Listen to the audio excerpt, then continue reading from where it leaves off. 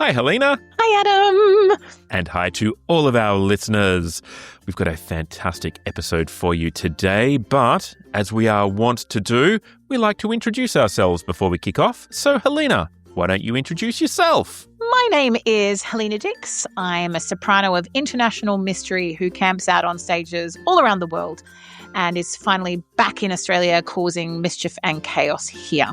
I love the high notes, in case you hadn't noticed, and I love many other things too, including walking my dog in the Australian sunshine, having a bit of a laugh, and cooking up delights. And my name is Adam Miller. I am a former opera singer turned producer, writer and director. And Helena, you and I have had the great pleasure of working together over the years in lots of different formats, including now as podcasters together. Hooray! So, Helena, who have we got on the episode today? On the podcast today, we have a fantastic artist manager from London, Helen Hogh. Helen is the Director of Vocal Artists at Grove Artists, one of the leading agencies representing classical musicians worldwide. After graduating with a BA in Music and English from Southampton University, Helen built an extraordinary career in arts administration. She's worked behind the scenes at institutions like English National Opera, Harrison Parrott, and the London Philharmonic Orchestra before joining Ingpen and Williams. In 2016, she became a director of Grove Artists. I think you'll really hear in this interview that Helen's work sits in the intersection of artistry, strategy, and care, and we're so excited to be chatting with her today. As we pick up the conversation, Helena is explaining how she first met Helen. Now, at the end of the interview, don't forget to hang around for a little wrap-up, which we like to do now. Not that you would ever say anything inappropriate, because you're just not that kind of person at all. That's why you and I get along so well. But if you do, then we can edit that. Well, I say we, I mean Adam can edit that out. Hey, what's this we? I'm just the pretty face, you know. But you're usually the person I have to edit. Yeah, well, I've not been on yet, you know. Yeah, don't worry about the swearing. We've got great sound effects, so it's all good. Yeah. We're prepared. Yeah. I have to say to you, Adam, that Helen may not remember this, but Helen and I met each other quite a few years ago now when she was visiting one of her artists backstage at a concert that I was doing. But the thing that drew me to Helen, what caught my eye, I mean, you know, there are many, many managers out there and things. And you know, as a singer, you obviously have yours, but you get to know other managers and you hear people talk about managers. But the thing that drew me to Helen was the fact that her artist, Rachel Nichols, would post on Facebook every time she did a show and Helen was there, or for good luck, Helen would send her egg custard tarts because they were her favorite. and I was just like, that's so cool. Why doesn't my manager do that? Like, my manager needs to take notes about my favorite sweet and turn up with like tart, like, you know, stuff the flowers and the alcohol. Like, I want sweets. Like, that's. I don't know. I'm big on the alcohol, but you know, Rachel doesn't drink, and Me too. custard is her weakness. So you know, And every time it popped up, I was just like, who?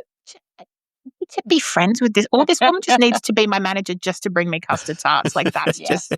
yeah. That's. And I just thought that she was the coolest. If I'd have known, I'd have brought a whole box to the Cadogan Hall. But you know,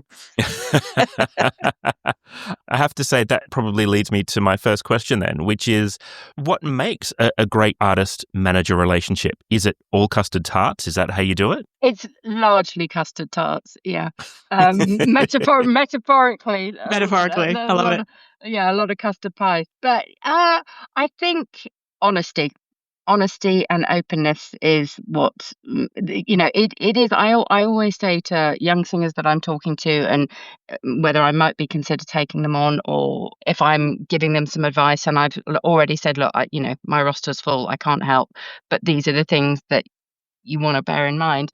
And I always say to everybody, it's like a marriage. You've got to be open and honest. You've got to be able to know when the time to have a conversation about something is, and when that isn't the right moment. But being able to ring them up maybe a couple of days after a performance and say, are you okay?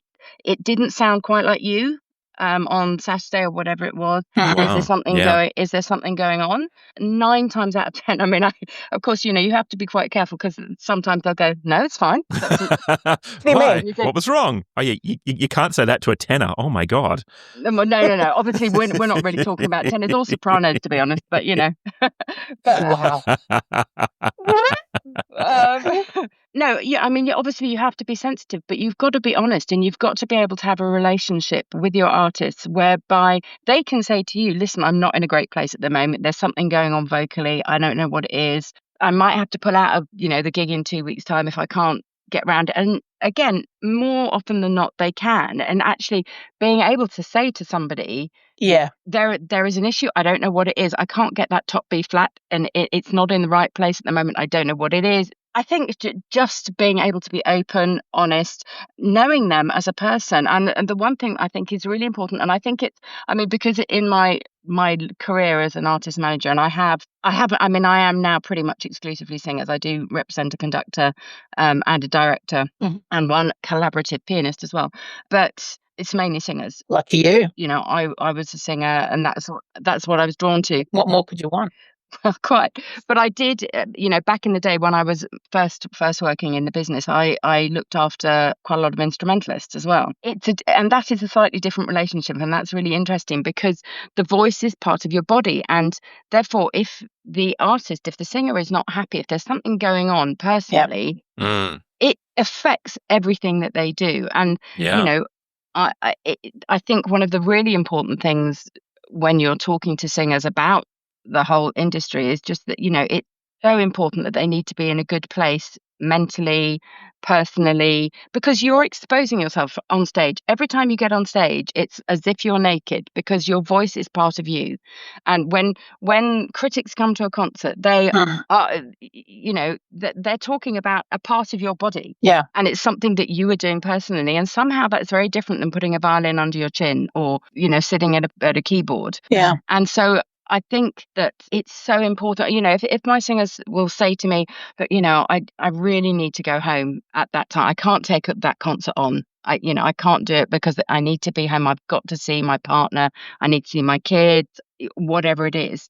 Then that is paramount. And that has to supersede anything else that they do, because if they're not doing that, then they can't perform to the best of their ability. I mean, Helena, you must know that. That is what it's like, isn't it? It is. And I was going to say, when you said about a singer being naked on stage, I was going to say, and in some case, some of my colleagues also wear dresses where they're almost pretty much naked on stage. No, you're right. There is a vulnerability about that. So I would assume now that you're doing, predominantly artist management with singers. Going back to Adam's question of what makes a good manager, you're saying that predominantly with the singers, it's got to be about not just understanding, obviously, the artist on stage artist, but also your artist personally as well, and making sure that you're finely tuned to what they do. I was thinking about what you said about ringing your artist a couple of days later and saying, is everything all right? And which is, I think, as you said, honesty is a fantastic thing. And it's something that I definitely looked for when I was looking for an artist manager myself. I couldn't think of anything worse. And in fact, I started a collaboration with someone, and within a few weeks I was like, oh God, no. Like, I really needed someone to be real with me, because that's the person that I am as well. But I was thinking about what you said about a couple of days later. Slight side shuffle, but Adam's used to me doing a slight side shuffle. I'll edit it out. It's fine. Stop it. I was thinking, because when my partner and I first got together, I brought him to a concert of mine that I was doing in Elijah in Birmingham. And on the day of the concert, he got some weird heart palpitations on the day. And he had to go That's so selfish. I know. I mean, we're still together. I mean, who would have thought? I should have dumped him then. But it was quite early on in our relationship, and I had the day rehearsals and then the performance in the evening, and he didn't get it. He's not a musician. He didn't get the psychology behind everything going on, and I was really nervous about it and anxious about it. And he went off to ER. And I said to him, just keep in touch. And I hadn't heard from him. And we did the rehearsal and we got back to the concert and we were about to go on. And I was like, okay. And then he texted me and he said, everything's fine. Don't worry. I've been checked. was like, oh, good. Okay. He said, I'll see you back at the concert hall, and he popped in a little late, but he popped into the show. And then, as I said, we hadn't been dating long. He'd never do it now that we're married. I'd kill him. But he came backstage, and literally I walked out the door. And during the concert even, because I hadn't had a chance to discuss with him what had gone on, there was a reasonably new relationship. I was quite anxious. The concert was good. It was fine. I'm a professional. I was fine. I managed to do it, not a problem. But I was still a little distracted by the fact that he came in late and all the rest of it. And he met me at stage door. And like you said, you wait a couple of days because you know what you're doing. No, he didn't wait a couple of days. I walked out the stage door and he went, yeah, it wasn't your best, was it? Oh, wow. And I was just like, what the hell? And he goes, babe, you seemed a bit distracted. And I'm literally saying that. And there was quite a lot of public around. And we get back in the car and I'm like, even if I was, I could say it when I walk out the stage door, I've got a trick. So I was just like, you don't do that to singers, especially when they just come off the stage. No, never just off stage. Always, everybody is always marvelous when they've come off stage. Yeah. Everybody. But I do think, I think the interesting thing about that is that the number of times that I've thought, I'm going to have a little bit of a conversation and just kind of work out what's going on. 9 times out of 10, before I've said anything, they'll say, oh God, something was going on. They'll know too. They'll know. And it's them. It's for them. It's so important that they feel that they can be honest with me. Yeah. And say, what did you think? It wasn't, I wasn't really happy with that. And you just go, well, actually, no, I was going to say, what's going on? Is anything going on? So, it sounds like it can be quite a difficult conversation, but actually, usually it isn't. Yeah. And if you have that relationship, then, some of the most high profile singers that I work with who, renowned across the world, you go to a concert and you think, oh, that, that wasn't, that wasn't the artist that sings regularly with the LSO and, gets in, what's going on there. And they'll come out and they'll say, the next day they'll say, oh, sorry about that one. Yeah, well, we're all human. Because exactly. And that is it. It's part of your body. And, and if you've got an ingrowing toenail that's giving you absolute hell, you can't stand on a concert platform for a long amount of time without it hurting. That will affect your voice. Yeah. So being a singer it's so hard. It's so hard. And I think that's why it's so important for singers to have good management, because you've got to have somebody there who's got your back the whole time, whether in you're a good place or a bad place, and is ready to. I think going back to that first question, I'm a terrible side shuffler too, as you are already gathering, I'm sure.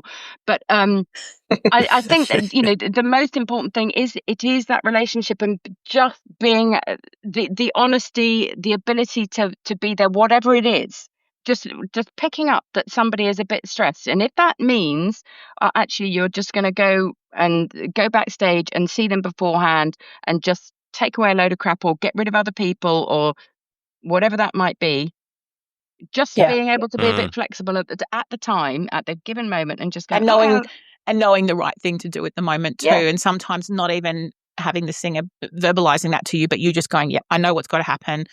Yeah, I know my artist well enough to know that we just need to get this done and sorted, and that's an incredible skill to have. Talking about a skill to have, so take us back to the beginning of like what got you into artist management, and you were, I believe you worked with E&O, LPO, Harrison Parrott, and now you're with Groves Artists. So what was the little journey into what sparked the joy for this for you? I suppose that, I read music at university. Mm-hmm. I did, part of my uni degree was performance. I was a singer. When I'd been growing up, I'd done junior college, all of that kind of stuff. I thought I wanted to get into singing. That's what I wanted to do. But whilst I was at university, I got terrible performance anxiety, sounded like a strangled duck, worse than a strangled duck when I was trying to sing. So not surprisingly, didn't get into any of the postgrad courses. So I thought, right, okay, I want to work in music. What am I going to do? I'm going to get into music administration.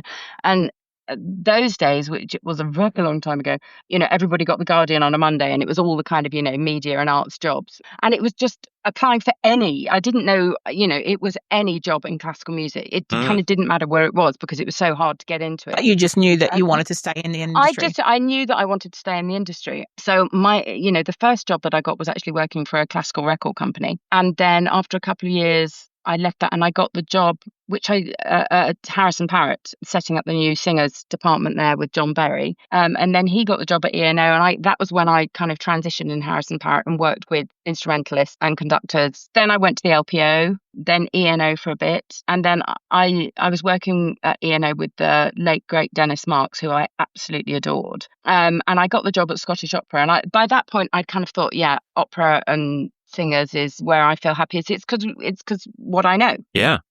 Sure. Which is a great way to come in, because not every artist manager comes in that way. So it's a great way to come in. No, I mean, I think, there are quite a few managers in the business who've actually sung professionally, which I haven't. People paid me not to. I don't know, duck lovers everywhere could have been. Yeah, I know, honestly, it's a niche thing. But I got offered the job at Scottish Opera, being the casting assistant there, and I thought, right, here I go, I'm going to be in an opera company. But 2 weeks before I got the job, I'd met the guy who turned out to be my husband, and I kind of thought, I don't know that I really want to go up to Glasgow. And Dennis at the time said, no, you want to stay down in London. And he was married to Sally Groves, who is the sister of Jonathan Groves. So Dennis had a chat with Jonathan and said, look, have you got any space? Is there anywhere there? And there wasn't at the time, but then shortly afterwards, there did become space, and I moved over to Ingpen and Williams, where I've been we worked this out, I think it's about 28 years. Wow. Ingpen and Williams, I joined in 1997, and in 2016, when David Siegel retired, Jonathan and I then set up Groves Artists, and he said, I'm going to do the conductors and you're going to do the singers, and I said, great. Amazing. Fantastic. So yeah, I mean, it's been brilliant, and it's a great job because no day is ever the same. You're dealing with festivals, orchestras, opera companies, record companies. It's all great, but singers all the time. So what's the kind of day in the life of Helen? I mean, or is that just like too crazy to even muster up? I have to say, it was funny. I was on a delayed train. That's another thing. You spend an awful lot of your time as an artist manager traveling. Oh yeah. And nobody in my office will travel with me anywhere because I am the unluckiest traveller.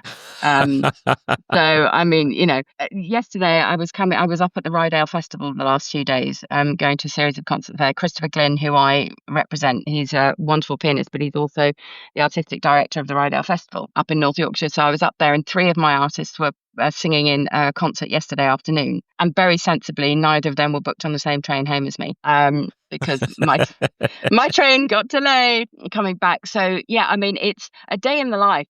Usually it starts with either a run or the gym, because I got to do that, because otherwise I just go insane. Oh, this is what I've been doing wrong all these years. Yeah, is not going for a run. That's where the insanity is coming from. There we go. Me Fantastic. too. Absolutely. Yep. Yeah. Mine's a very slow run with the dog. Let's just put it that way. That's how mine starts. It's all getting, I mean, it's fresh air. It's getting out, isn't it? But no, I'm a kind of gym exercise addict, mainly because I like to drink and I like to eat. So that's your penance, having to go for a run in the morning. I like it. Yeah. Yeah. So yeah, it will start like that, but also it just gives you headspace. And whilst I'm doing that, I'm kind of thinking, oh God, have I contacted that orchestra? Have I remembered to do that?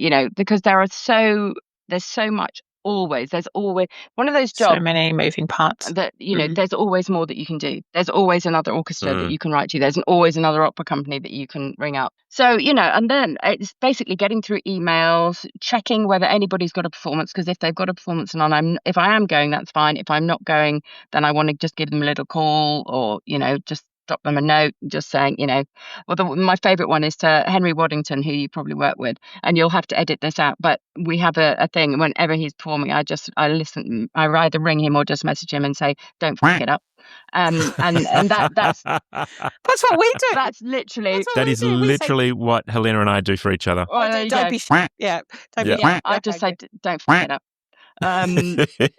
So I'll just make sure that I'm always on top of that, because there's usually always somebody doing something somewhere. And then it's just really clearing whatever it is that needs to be done immediately, fee negotiation, contract, but then kind of working out. So I mean, I try and and it's not always successful, but I try and get together with all of my artists, if not in person, ideally in person, but if not over the phone, every few months, just to kind of check in and say, right, what are we thinking about? Is there anything that you particularly want me to be doing direction wise, just so that we're on the same page repertoire wise, where the voice is developing? It's a really interesting thing. I mean, this is another sidestep, but I've found out, well, I'm constantly finding out that a lot of singers don't see their artist manager from one year to the next. Sometimes, Oh, I mean, wow. I think that's a bit of an exaggeration, but they don't. There's one fantastic soprano who I look after, and when she came to me, she said, "Oh well, my manager hasn't been to any of my concerts in the last 2 years." What? And I went, Wow. how can they possibly represent How you can they manage you if they don't know what you're doing? if they don't know what you sound like? Because my job is I'm a salesman. That's a large part of my job, and so I need to be able to get on the phone to Covent Garden or whatever and say, put my hand on my heart and say, no, this person is going to be absolutely brilliant for that role. And these Yeah. are the reasons why, because I heard him do X recently. And, the timbre and the voice is absolutely right for that. He's covered it at blah, all of that kind of stuff. But if you're not hearing these singers recently, and if there is an issue that you don't know about, and you then put your hand on your heart and you say to Covent Garden, they're going to be great, especially if it's jumping, something like that, they're going to be great, and they're shit, then No, that reflects on you. it totally reflects on me. Yeah. So, sorry, I don't know kind of why I thought of that at the time, but being part of my job, going to all of these concerts, all of my friends who don't work in the industry say, surely you don't need to go to that. Surely you don't need to be out at that again. I'm like, yeah, I do actually. It's really important. A, because your artist likes it to be there. B, because you're going to see the orchestra or the opera management, and even though you're not going to have a meeting with them, it's just connection. It's good to be in their place.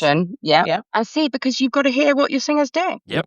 Yeah. And D, because you like the opportunity to wear your tiara out in the evening, right? Well, yeah, it's a great sadness that tiaras are not de rigueur more, but But you can bring them back. I think that it's something that we need to do.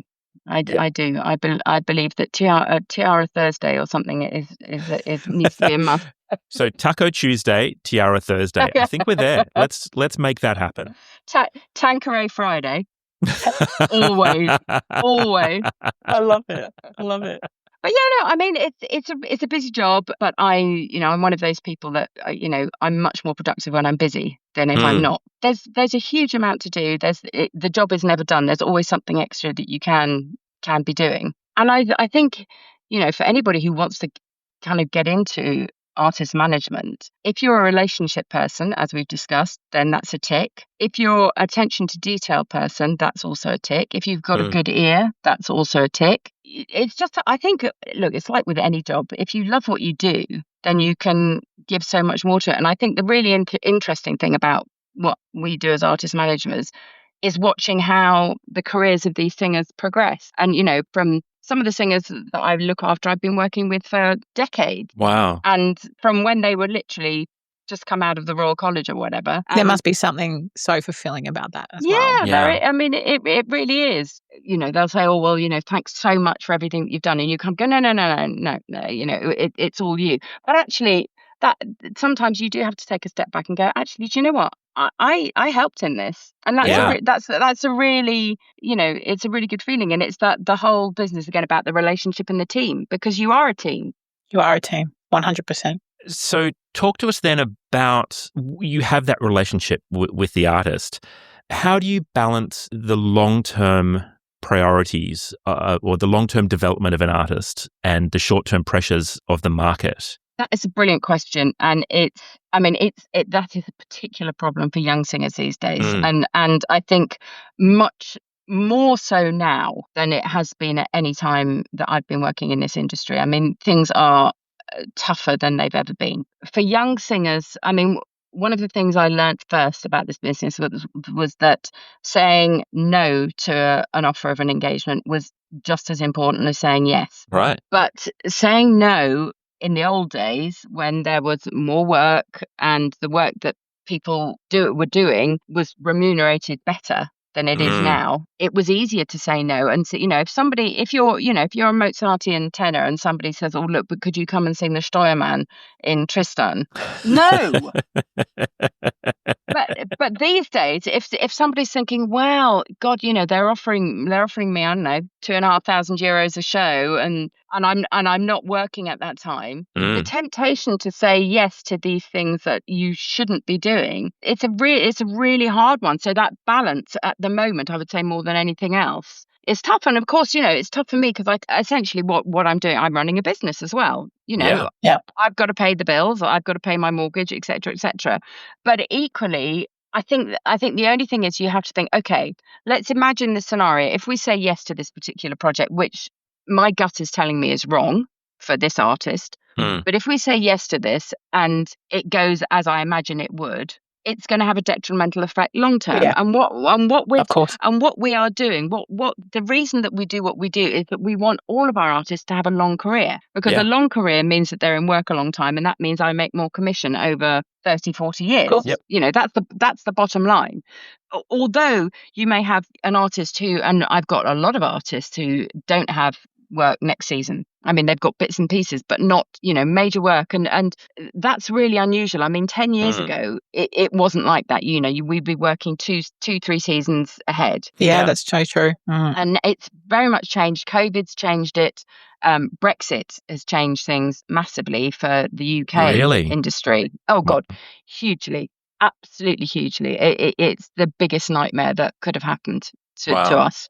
That combined with a government that doesn't value the arts and recovering from COVID, all of these things have made it increasingly difficult. But to get back to the point, the downside of doing one bad gig, or not one bad gig, but one making it the wrong step repertoire wise, something that doesn't highlight your best, put your best foot forward. If it just so happens the casting director of the Bayerische Staatsoper happens to be in London that night and happens to come to that concert that nobody will, and here's your artist doing something that is the wrong repertoire. Yes. Even though you never know who's there. Your artist might be making money from it, you would then make commission, but it is still not the right decision. And it's tough. It's really, really tough to have to balance that financial recompense against actually what is right artistically. That's so true. And I know, like, quite a few years ago, saying to my manager, look, I know I'm doing a lot of bel canto and that's what I'm really known for, but also there are trends in opera, right? And there are trends in the market with what companies are putting on. And so I found myself that after COVID and Brexit a little bit, but certainly after COVID, companies were looking at doing more chamber things, or they'd look at stuff with smaller orchestras or things like this. And I said to my manager at the time, it's really, really important that people can see that I can do other stuff as well. Not everything, of course, but that I can do other things as well, even though, so the time of being a specialist per se, which I thought was super important when I first got to this country and when I was doing my training, to me at that stage of the industry, I was like, it's really important that I find my niche, that I really focus on what I did. And when I did Christina Regina di Svezia at Wexford, it really unlocked this bel canto journey for me, which I've loved and I still do. But in the last years, but in the last years, I've tried to show, because I can act and I can, I can do other things as well. But I have to say, when you talk about turning things down, there's one role that I've turned down 9 times to sing, and I first got offered it. Yeah. No, I've heard her do that. Oh. That was a Friday night we're not going to talk about. It was. That was a Tanqueray Friday. Which was Tosca. And I got offered Tosca at 22 in Australia, at which point I literally, being the cocky little Australian that I was at the time, just kind of laughed at the guy when he offered it to me. And I said to him, because I didn't have managers or anything at that time, and I said to him, gosh, mate, I said, you must be strapped for sopranos if you're offering me Tosca at 22. Like, that's not right at all.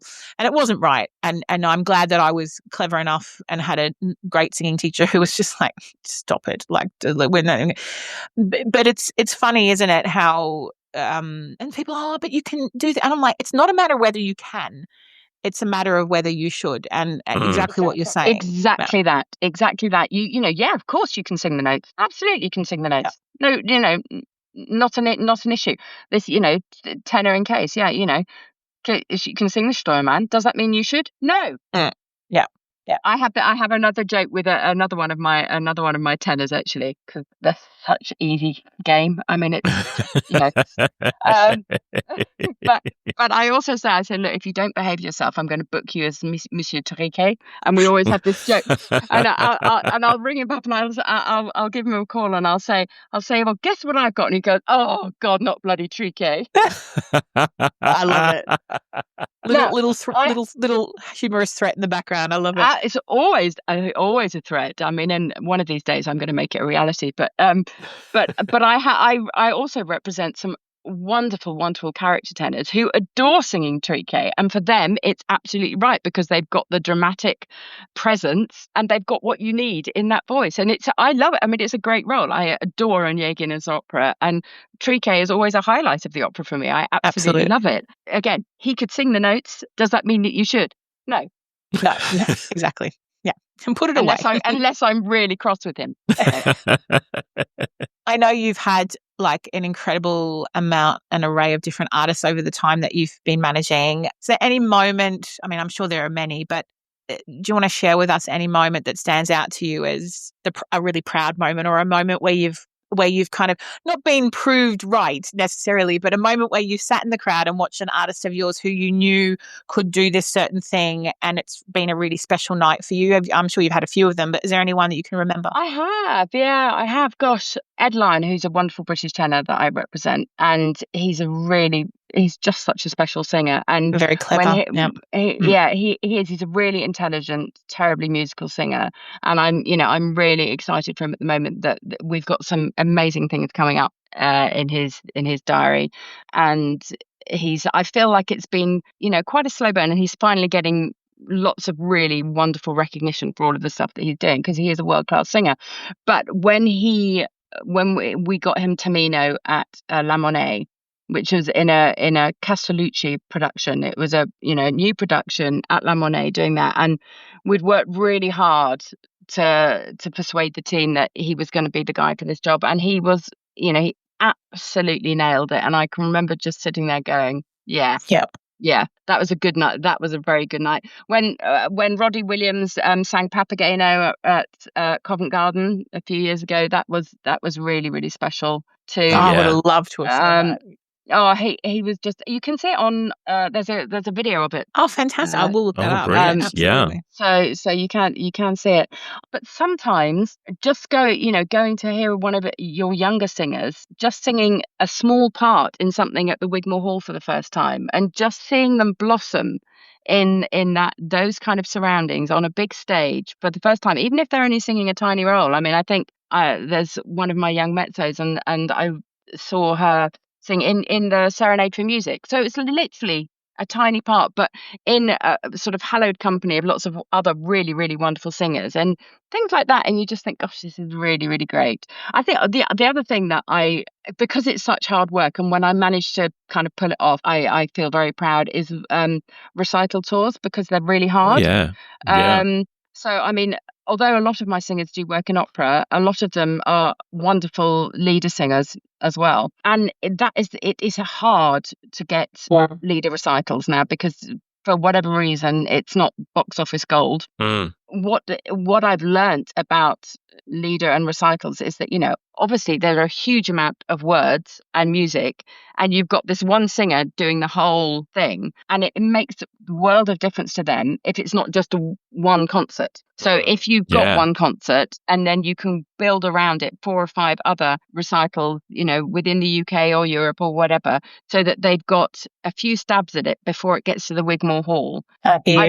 I've managed to do that a few times for a few of my singers, and I think it's when quite often I'll get a little note or just something from them afterwards, just saying, "Do you know how the difference it made to be able to have sung this program a few times and air it a few times?" Yeah. When you've got an artist who you really respect and love working with, and when they say, "You did a great job, thank you," you don't need anything else. That's, if I can make my artist happy, then... I remember I said to my manager recently, or not so long ago, if you land me what you're talking about landing me, I'm going to buy you the biggest basket of muffins in the world, and I'm going to hand deliver them or something. Anyway, we had this joke about it, and I landed the gig and I turned up with this basket. He's like, I thought you were joking. And I was like, no, I told you like muffins. I told you, like, this is what I was going to do. So I saw him at Glyndebourne last week, and I mean, he could have shared some. I think that's rude.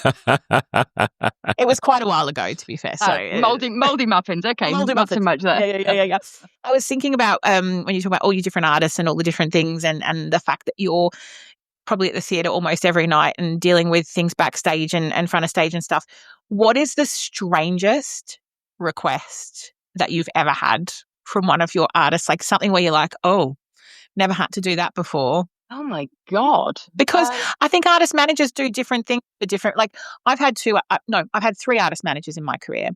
And I have to say that each of them have behaved very differently in what they do for me. Obviously, I'm at a different stage of my career now than I was at the beginning. So that's, and I speak to singers sometimes and I'm like, did you do this? Or do they do that? Or do you do this? Anyway, what's the strangest thing that you've ever had requested? I've had to, one of my singers was doing a gig and said to me, can I borrow some deodorant, please? Before the gig. And I was like, no, I don't actually walk out with deodorant in my handbag. But I said, but don't worry, there's a Tesco Metro around the corner. I'll go buy you some. Other shops are available. So I went out and got some deodorant. I think one of the other things that I learned very early on about this business is that you should never be too grand. So in the good old days before the internet, we used to do mail outs. I used to write to all of the opera companies, and it was literally a physical letter, sometimes sending a CD, and it was literally packaging up. And I can remember when I first started working, I was the mug in the office who had to package all of the envelopes and all of that and then take them to the post office. And as I got to the point where I was actually the ones writing the letters and, doing all of that, I still said, no, look, we'll sit down and we'll have a cup of coffee and we'll package them together with, the office assistant or whatever it was. And I think being in a position where you're not too grand to say, I'll go and get the deodorant. If your singer's struggling, I'd say to them, don't worry about this. You go out. You've got to do the post-concert talk. I'll clear up the dressing room. I'll get all of your stuff. Is there anything that you need now? Sometimes just doing that, because lots of different hats. You have lots of different hats, and I think especially now, it's because the climate that we're in our industry is so tough, and when there are generous patrons coming to concerts, part of the deal is that after the gig, you go and have a glass of wine with them. Yeah. They're not interested in having me there necessarily, but they need the artist, and the artist can't be bogged down with, a load of the crap that comes, So if that means picking up sweaty socks, sometimes that is what it is. And you just get on with it. Sometimes it's sweaty socks. Sometimes it's carrying the other end of the dead body. It's, it's all part of the job, right? Yeah, literally. The number of dead bodies I've had to hide. But, and you're the operatic wingman as well, right? So at the opening night parties, all the things, like I know my managers saved me a couple of times when, oh God. People are just like, I'm knackered, just done a performance, and of course I'm going to be there and be present. And, my manager saved me quite a few times from gracefully appearing, but also gracefully getting out as well and going home. And also making sure that you've got a drink in your hand, because that's really, really hard. So, I'm forever shoving drinks in people's hands. Because they can't, they're knackered from having sung a performance. So what they really want is a nice cold beer and just to sit quietly and decompress. Yeah. And but you're still on show. It's still the razzmatazz. And you might be parched and you'll be really, really thirsty, and nobody's getting you a drink because you can't get to the bar because all of these people are going, oh, you were wonderful, yes, and of course, it's so lovely to meet you, and all. So that's a really important thing as well, is making sure that once you've cleared up the dressing room, then drinks, chicken wings, custard tart, all of that. I'm saying that it doesn't, that level of stuff doesn't happen very often, but it's the fact that if it does, then that's fine. Yeah. Coming back then to, you've had these wonderful proud moments, and you've seen so many of these artists on these journeys. How do you deal with the disappointment then, either for them or for yourself, when the tours, the shows, when those don't come off? I think it's really tough, and sometimes I feel it too much, and I think I'm not. It's a weakness of mine. that I'm not very good at dissociating myself from that. So, if an artist doesn't get a gig and I know that they haven't got any work and I know that they need to pay their bills, don't we all? But, my heart breaks for them and I just think, how am I going to pick up the phone and say, I'm really sorry, you've not got it? Artists take it in very different ways, but you can't help but take it personally because, this is kind of what we started saying at the beginning. It's a really personal thing. Yeah. They are taught when you don't get a gig, and it can be for all kinds of reasons. It can just be because the director, the director wanted somebody who was a bit taller, or so whatever it is. Quite often, it's not actually down to what you're doing vocally. Yeah, I tell singers that all the time when I work in masterclasses with young singers. I say to them all the time, we think we get out of a room and you've sung for someone and you think, oh, I took a breath there and blah, blah, blah. I'm like, half the time they don't even know, because half the time most of the casting directors don't even know anything about vocal, and half the time they've either cast it before you've even walked in the room or it's a completely different kind of thing. We had Sarah Playfair on here last season for the podcast, and she was talking about all the the kind of random things like getting asked to cast Bohème with, someone, the tenor with small hands, or, things like this, and as a singer going in, you'd never suspect that your hands weren't big enough for a role or something like that. You can't change certain things. So you can't ever predict those things, can you? You've got to just be so true to yourself and to your own package, and that's all you can do. And some people are going to love you and some people are going to hate you, and that's okay, and that's part of it, right? And that is okay, because the thing that makes our industry so wonderful is the fact that it is all subjective, and what the kind of voice that one person will like, another person won't. Well, and that's fine. That's absolutely fine. It's very rare that you get a singer that everybody goes, oh my God, they're amazing. I mean, there are a lot of people who didn't like Pavarotti's voice. Yeah. There are a lot of people who absolutely, obviously. But there are a lot of people that just don't like that particular type of voice or whatever it is. And that is fine. Everybody is entitled to their own opinion. I mean, it's a slight problem if you've got a casting director and he doesn't like any of your singer's voices. That's an issue. But that is a good point, actually, because I've come up against that. I've come up against that. Someone asked me the other day, why haven't you worked at Covent Garden? I said, the person who casts there for the last all the time that I've been, working all around the world doesn't like what I do, and that's okay. I'm not, it is what it is, but I know that I'm hitting my head up against a wall if I even try to go there, because they just don't like what I do. And as a singer and as an artist manager, that must be difficult too, because there are times when you've got a great artist who works in places, but there's a particular place that you just know it's just not going to happen, and those people are in those positions for quite a while as well. So I mean, increasingly, and I mean, I think because of again, coming back to the fact that our industry is in a tough place at the moment, it means that quite often the movement, and certainly in the UK, between houses in terms of the casting department, it doesn't change as often as it used to. So you're quite right. I mean, when you look at Covent Garden, you look at Glyndebourne, the people who've been casting there have been there for a very long time. And so there are certain artists I won't even bother writing about. It doesn't matter how much I believe in them and how much I think they'd be right for a role that I know is coming up. I know they work everywhere else, but yep. And I know that I can say until I'm blue at the face, look, this artist has worked at Covent Garden, they've worked at La Monnaie, they've worked at Dutch National Opera, they've worked at the Met. And if the casting director at Glyndebourne doesn't like them, it doesn't matter. It simply doesn't matter. And, that's fine. We have to take that.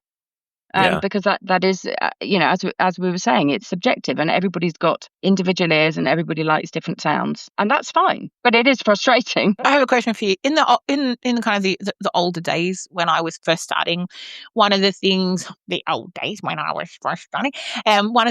we would do as artists, if we were looking for an agent, is we'd invite them to a concert, we'd invite them along, we'd send out some demos, your CDs and your CVs and all that kind of thing. So nowadays, obviously, there are more singers than there are artist managers to take care of them. And I know it must be really tricky on a balance for you guys as well, because I would assume, you're only human and one person, and you've got to know how many people that you can take on as well. But what is your advice for, say, a singer who is looking for management, but people are saying, no, look, we can't take it? Because you said something to me earlier. You said, and I said to them, I can't, my roster is full. But that's not entirely true, because you can't tell me with your hand on your heart that if you had a singer that arrived at your doorstep that was someone that was the perfect fit for your roster and that you didn't already have, say, that voice type or something like that, you would surely, I mean, tell me, come on. I mean, surely you would make space for them. I mean, so what's the balance between on both the side of the singer and for you as an artist manager in the current climate of taking people on? Yeah, I mean, it is a difficult one. I mean, because I'm having to do so much more work than I ever used to do just to get a couple of gigs in each artist's diary. It's a real balancing act, because, of course, the easy thing for me to do is to take on lots of singers, because I can then just have them on my roster and wait for the work to come in, hope that the work just comes in. Then I start to make the same levels of commission that I was making 10 years ago when the climate was very different.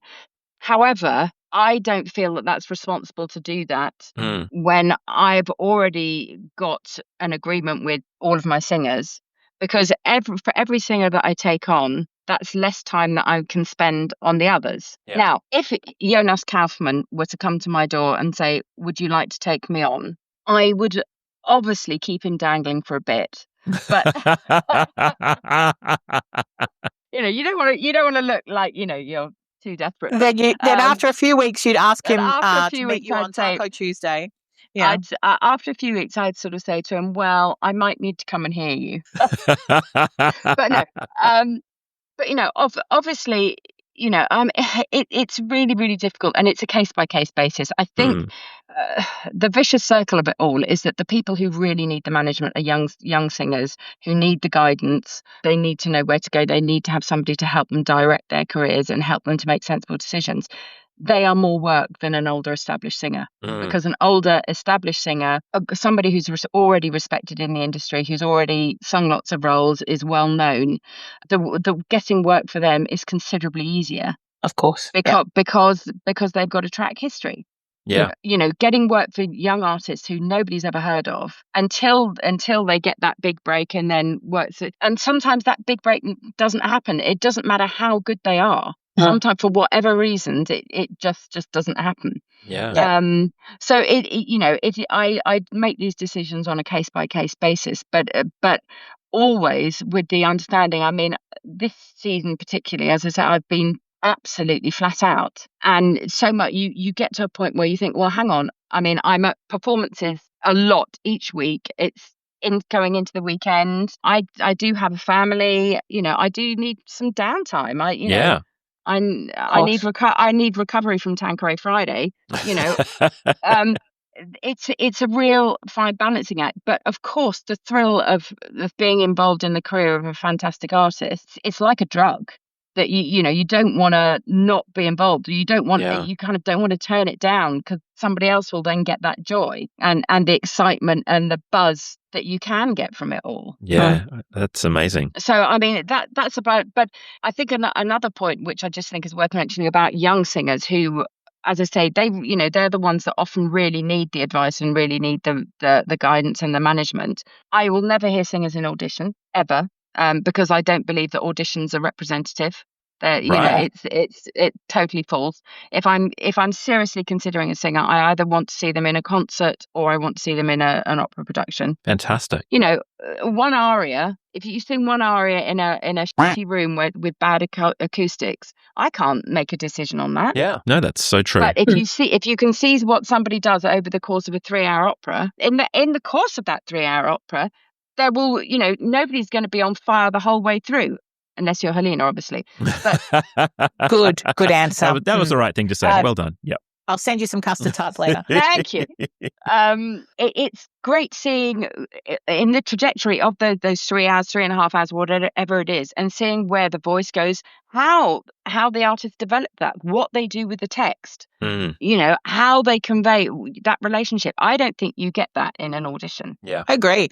And I've always said that I wish in audition, I mean, obviously in auditions they can't put on a 3-hour opera for you, but I've always said that I wish companies would take a little bit more time to do working sessions with singers. Exactly. Working rather sessions. than just this, because you can't tell from an aria. And I know singers, Adam and I know someone very well that goes into an audition and they're like fire, like all competitions, auditions, they're like amazing, but you work with them and you want to slap your head up against a wall because they're hard work and they're actually in creating something, they're not nearly as open and as artistic. So it's funny in that respect. Yeah, I just don't think you tell. So when I get emails every single day from singers wanting me to represent them, and they're always saying, I mean, I sent you, how many did I send you? About 26. She rejected me every time. Are you emailing right now, Helena? Yeah, but we've had the restraining order and everything, so it was, Yeah. How then, in the midst of all of this, how has the rise of social media and personal branding really changed the role of you as a manager, but also the roles that a lot of these singers have to take on as well? Social media it has made things different. And of course, the thing is that anything that is recorded, whether it's good, bad or indifferent, is out there somewhere. Yeah. So the one thing that I say to all of my artists is, make sure that you have got stuff that is easily accessible, that you're happy with, because that you can, for everything, it needs to be, because everybody's lazy and nobody has the time. So if a casting director is saying, if I've written to a casting director and said, I really want you to consider so-and-so, the first thing they're going to do is Google that artist. And for the first track that's up on YouTube, or they'll look on Instagram or see whatever is on there. So there will be a load of stuff on there that you do not want to be on there. And unfortunately, there's nothing you can do about that. But what you can do is prioritize your own website. And, these websites, they don't have to be fancy. It just needs to be the thing that comes up, so that if you're Googling Helena Dix, it's what comes up first. And it's what you want. Yeah. It's what you want them to see. You can't, if they want to spend hours looking for 15-year-old recordings that nobody thinks are representative, and they certainly wouldn't be representative of what anybody's doing now, fine, but that will take quite a lot of work. What you need to make sure is that what you've got. And so, on our website, on our Graves Artists website, I'm probably not as often as I should, but listening to the recordings that we've got on there, just going, that's a bit old now. Maybe it's better to actually take that off. It's, and find something else. And I quite often say to my artists, look, I think it'd be a good idea for you to go into the studio and record a couple of songs or something like that, so that, again, it's not the whole opera, of course, but you can put, with the advent of a lot more operas actually having been filmed, you can sometimes get the permission to use excerpts. That's right. Which is great, because then that is in the context of the whole piece. But otherwise, at least, if you're singing an aria from an opera, you've had the time to do that properly in the studio, so that you're really happy with what you're conveying at that time. That is always better than whatever else. I found it really interesting as well, like not just hiring capability, but I worked with a director in Seattle who said to me on day one, I really love your website because I could go on and I could have a look at, like, the way you've laid out your photos and everything was so easy to navigate. And I could just go, he said, I just wanted to go through and just look at the costumes that people have done with you and look at what made you beautiful. And I wanted to make you beautiful as well. And I really appreciated that. But it was really fascinating, because I'd never thought of a director I was working with or a designer that I was working with, who had taken the time to go onto my social media and to look at these beautiful creations. And I say to people all the time, being a bigger lady, I am so grateful and so fortunate. And I always am very honest and open, and we have these discussions with people ahead of time. And I have just had the most wonderful creations. And the fact that they could then go on there and look and see how great they were and what works for the body shape and for everything, and to make that then work. I'm always incredibly grateful and honoured to be a part of teams like that take that time. So you're right, like, even not just even about hiring, but people that you're going to work with who. No, absolutely. I mean, the director that I look after, I mean, when he has a singer suggested to him for whatever role, he'll do exactly that. He'll do it. And quite often it is a lot to do with, for him, whether that person, he or she, fits what he's got in mind for the role and whether it's going to work with the lead soprano or whoever it is. But it's really important that what you have is current. Yes. I mean, that's really important, because, there's nothing worse than having stuff that's on your website that's 15 years old and you then And not stuff you turn up for rehearsals and they go, Jesus. The look of shock on your face was fantastic. Our listeners really missed out there. Something that's not misleading. Visually. Because again, it's back to the whole thing. Honesty. There's no point. It's not going to do anybody any favors in the long run. Yeah. If you're now grey, that's fine. That's right for the role. Yeah, if that's what they want. Well, look at Horoskovsky. He always wore his own hair in every production, and when he was the Silver Fox, everyone recognized him as that. Yeah. And when I saw him, what was he? When I was at one of my Met stints, he was doing Don Carlo, I think, and I was in one of the practice rooms, and he knocked on the door. And I opened and I'm like, oh my God, because I think I was quite young then. It was one of my first jobs. I think I was Ernani or something. And he knocked on, he went, I just want to see the face of the beautiful voice. And I was like, well, I'm sorry to disappoint you. And then he slammed the door and it was awkward. But talking about his hair, he was known for that. And even when he was dying in the opera, I couldn't stop laughing because this voice of an angel, but he'd flick the hair and everything, even on his way down. I was like, well, that's his thing, that's his how to die. His stamp. That's how to die. Yeah. I'm conscious that we've taken up a decent chunk of your time, Helen. Thank you so much for jumping on the podcast today. This has been such a joy, and we could talk clearly for hours longer. But we always like to wrap up our podcast with our rapid fire questions. Are you up for 5 rapid fire questions from us to finish out the podcast? This is where my brain doesn't work, but yeah, okay, go for it. I'll take it away. Can you juggle? She looks disgusted by that question. Okay. Have you ever busked before? Was it good? Where'd you busk? Dreadful. Did carols with some friends at school, trying to earn some money for Christmas. And, we thought we were really, really, really good. I mean, I think we earned about £1, but, I got a mince pie or something. I was going to say, probably got quite a lot. Yeah. If you weren't an agent, what career would you love to have? Oh, my God. Custard tart baker. Wedding planner. Oh, wedding planner. Fantastic. That skill set goes well with what you do, right? I can see that entirely. If you could sing a duet with anyone living or dead, who would it be? Oh, my God. It would be probably the Pergolesi Stabat Mater with Michael Chance. Oh, very sophisticated. Brilliant. Oh, I love that. Ooh, that's very cool. Very classy. Okay, and here's your final question. Other than that, it'd be Dolly Parton and Kenny. I'd have to do Islands in the Stream with Kenny Rogers. You've gone for 2 quite slightly extreme opposites there. I like it. Yeah, that's great. I don't want to look too nerdy. Okay, and your final question.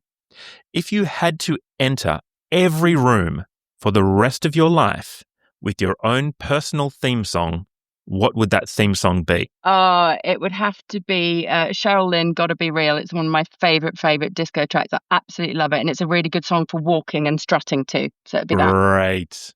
That's so good. That's a good one. Oh, now you've got it in my head as well. That's going to be the earworm for me for the rest of the day. Thank you. I can see you owning that. And just a little... with my tiara on. With your tiara, yes. On your special Tiara Thursday. And just as a side note, because we have a bit of a joke going on all the way from season 1 into season 2, do you eat pizza with a knife and fork? Yes, I do. And my kids cannot stand. I do. My kids are like, "What are you doing? You're so weird."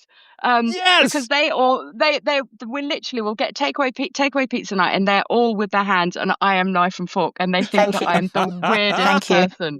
So I eat pizza with a knife and fork, and Adam has given me crap about it ever since I told him. I knew it. We are like-minded souls. That's it. We're linked. And I am clearly a child. I think that's where You are. we've ended up. Pathetic. You guys are the adults and That's I'm the child. We've got the tiaras and our cutlery, and you can sit in the other corner. Yeah, I That's also fine. wear black tie whilst I'm eating my pizza, just so you know. Yeah. Nice. No, well, you can have your tiaras and your cutlery. I'm going to sit with the Tanqueray and I won't complain. This is fine.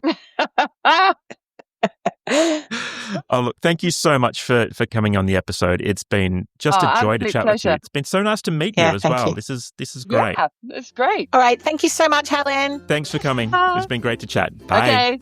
Bye.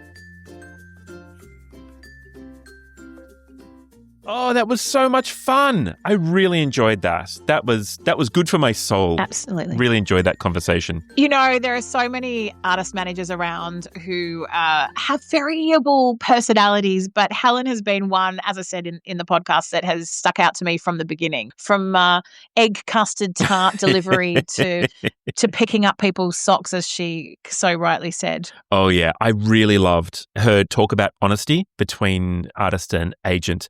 Yeah, from the outside, it's not something that I immediately would have thought of. And I know this is going to sound terrible, but I can often think of artist managers and agents as kind of used car salesmen, you know? But the fact that Helen comes at it all with sincerity and that real core of honesty is refreshing. And it was kind of encouraging, and it gave me a little bit of hope for the industry because she clearly cares for her artists. Yeah. And even though, you know, as she said, she's been doing this for what, I think she said 28 years or something like that, that it still feels like a new age kind of approach to agents, even though she's been doing it for so long. And I think that's one of the things that I really love about her. And if I can use the word, because it varies in London and Australia, but call her spunky. Like there's something spunky. I mean that in the Australian sense, just putting it out there. There is something spunky about that attitude. And certainly, I think, you know, nowadays, a lot of agents now are kind of boutiquey. There's not as many big agencies that are around. And so with that kind of boutiquey agency comes the agent that's quite particular in personality, and that depends on, you know, the boutique and the artist that they hire depends on that kind of vibe of the agent as well, which I think nowadays more than ever is really prominent. Yeah. And I think for companies as well, because when I was looking for managers, I remember speaking to companies about how they viewed different agents, and I found that really interesting. Oh, that's fantastic. What a great thing to do, because I know as a producer, I've dealt with a lot of agents over time, and I know there are some agents I will not deal with, despite the fact I may adore their artists. So I'm like, nah, that person is such a pain to deal with. I really can't be working with them, because an agent is your voice in the industry sometimes, and often you've got to really be confident that voice is representative of you. 100%. And actually, you know, that's one of the things when I was changing my manager, I really liked an artist manager, and we kind of started to work together for a few weeks. And then I thought, oh, actually, the way that this person is presenting in public and to companies is actually not a representation of me as my product. So, you know, definitely. Yeah. Oh, God. The other thing that shocked me in the conversation was her comment about how infrequently some agents see their artists. Yes. That was like, I think horrifying. she said, like, some people were saying like 2 years had gone by, God. and they, you know, that is mind blowing to me. And I really, you know, the one thing I do feel about boutique artists, and especially nowadays, is that people like herself and my manager's the same. Any given week, they are 4 or 5 nights of the week, they're off watching things. Yeah. And if they're not watching their own artists, they're watching artists that they might be interested in, as she said in the interview, which I think was really valid, about how she's not going to want to pick up someone just from them singing an aria to her in the room. She wants to go and watch them make live music and see how they're negotiating an entire night, which of course makes so much sense. And I've always thought that, you know, that kind of attitude is a good attitude for opera companies to have as well. And I know they don't get the time to do that, but it's the same thing as singing an aria for an opera company on a stage. Yeah. And then them employing you is 2 very different things. Oh, God. You know? Absolutely. Yeah. Well, yeah, I think we can both agree that was a fantastic chat. The big question is, do you know who we're chatting with next week? I do. It's our dear friend Simon, the angry fiddler Lobelson. It's another great chat. We recorded that one a little while ago, and I think everyone's going to enjoy it. And you're going to hear why he has the nickname the angry fiddler, because he can be a little grumpy. No, let's call it gruff. He can be a little gruff. I like that. Gruff suits him. Yeah. Fantastic. Well, we'll chat to everyone next week then. Bye. Bye-bye.